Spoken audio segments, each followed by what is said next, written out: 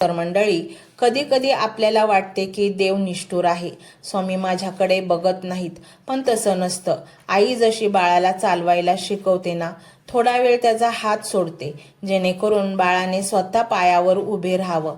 तसंच स्वामींनी तुमचा काही वेळासाठी हात सोडला होता, फक्त तुम्हाला आत्मनिर्भर बनवण्यासाठी, तुम्हाला जगाची खरी ओळख करून देण्यासाठी.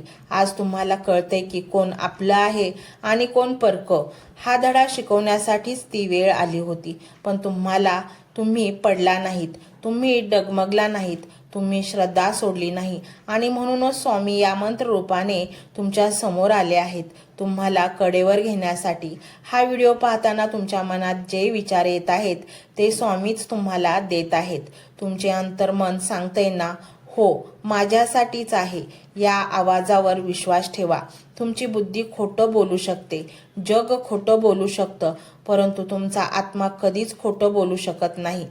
आणि आत्म्यातच स्वामींचा वास असतो.